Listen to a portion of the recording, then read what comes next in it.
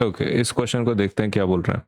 Answer the following questions. What mass of potassium nitrate would be needed to prepare it saturated solution 50 gram at 40 degree Celsius. ठीक है, तो किसकी बात कर रहे हैं ये बात कर रहे हैं पोटेशियम नाइट्रेट की। अब पोटेशियम नाइट्रेट किधर है, ये रहा पोटेशियम नाइट्रेट, करेक्ट।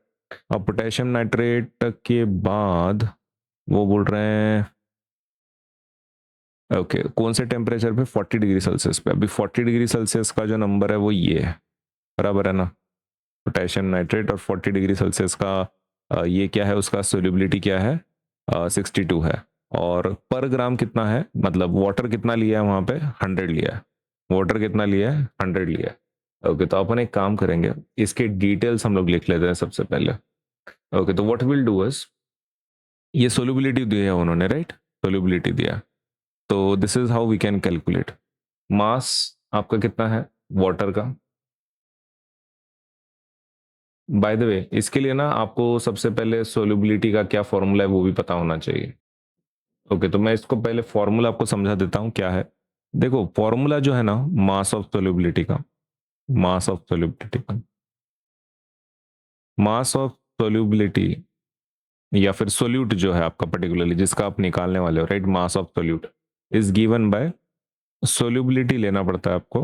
क्या लेना पड़ता है, सोल्यूबिलिटी लेना पड़ता है, और इसको मल्टीप्लाई करना पड़ता है आपको with mass of water, with mass of water, क्योंकि वाटर के अंदर आप ये कर रहे हो ना, उसको डिजोल्व कर रहे हो, डिवाइडेड बाय 100।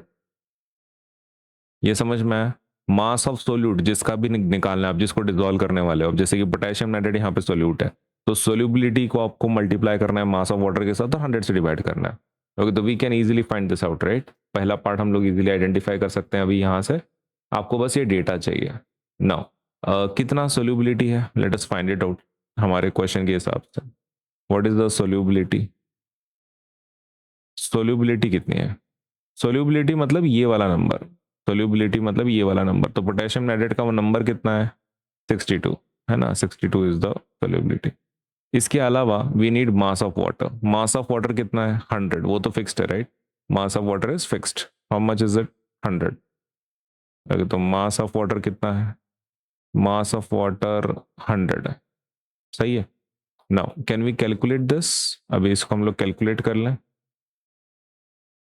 आसानी से कर सकते हैं, सही है, खाली डेटा डालना है। ओके, तो in place of solubility, in place of solubility आपको क्या लिखना है, in place of solubility what is the number, solubility का नंबर है 62 है ना। 40 डिग्री सेल्सियस पे, 40 डिग्री सेल्सियस पे सोल्यूबिलिटी कितनी है, 62 है। तो लेट अस पुट 62 इनटू ये फॉर्मूला रट्टा मार लेना है, ठीक है। मास ऑफ वाटर कितना है बाय द वे आपका, मास ऑफ वाटर है आपका 100 divided by mass of water. Okay, mass of water मतलब ये है, नॉट दिस, ये तो 100 के लिए सोल्यूबिलिटी है, राइट। तो हम लोग मास ऑफ वाटर 100 ले सकते हैं क्या, नहीं ले सकते। वो 62 वो नहीं लेना है। मास ऑफ वाटर जो हम लोग बोलते हैं ना, तो वो हमारे रिक्वायरमेंट के हिसाब से होता है, जितना आपको क्वेश्चन में दिया है। तो फिलहाल 50 ग्राम ऑफ वाटर बोला है।